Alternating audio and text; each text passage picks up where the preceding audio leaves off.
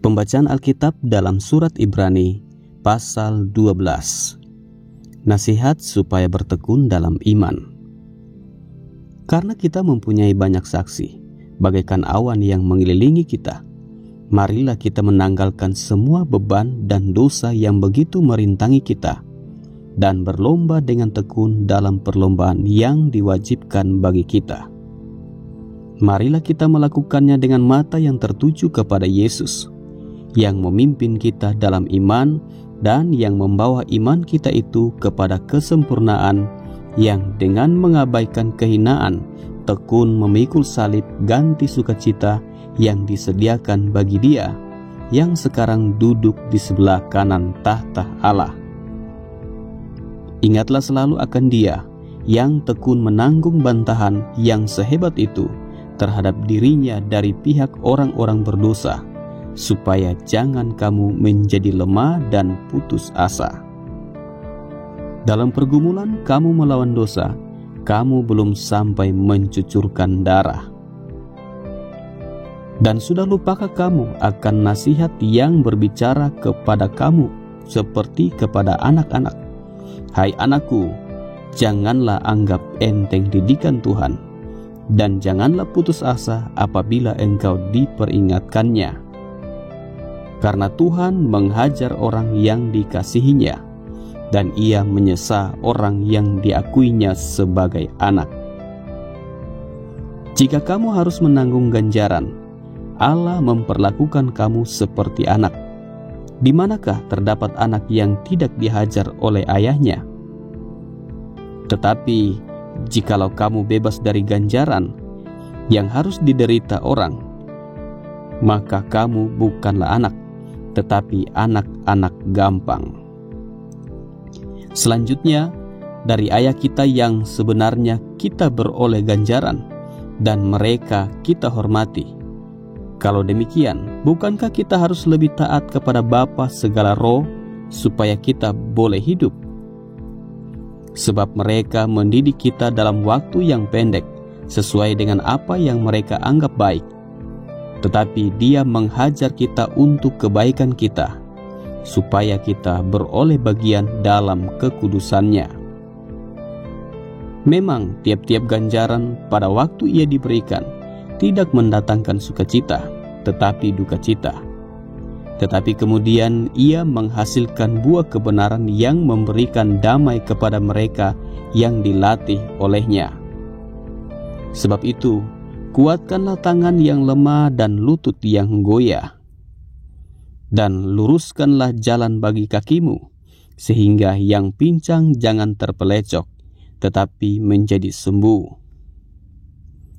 Berusahalah hidup damai dengan semua orang, dan kejarlah kekudusan, sebab tanpa kekudusan tidak seorang pun akan melihat Tuhan. Jagalah supaya jangan ada seorang pun menjauhkan diri dari kasih karunia Allah, agar jangan tumbuh akar yang pahit, yang menimbulkan kerusuhan dan yang mencemarkan banyak orang.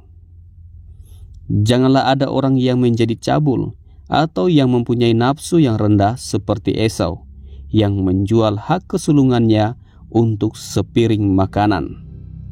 Sebab kamu tahu bahwa kemudian ketika ia hendak menerima berkat itu, ia ditolak, sebab ia tidak beroleh kesempatan untuk memperbaiki kesalahannya, sekalipun ia mencarinya dengan mencucurkan air mata. Tanggung jawab yang berat. Sebab kamu tidak datang kepada gunung yang dapat disentuh dan api yang menyala-nyala, kepada kekelaman, kegelapan, dan angin badai, kepada bunyi sangkakala dan bunyi suara yang membuat mereka yang mendengarnya memohon supaya jangan lagi berbicara kepada mereka. Sebab mereka tidak tahan mendengar perintah ini. Bahkan jika binatang pun yang menyentuh gunung, ia harus dilempari dengan batu. Dan sangat mengerikan pemandangan itu, sehingga Musa berkata, "Aku sangat ketakutan dan sangat gemetar."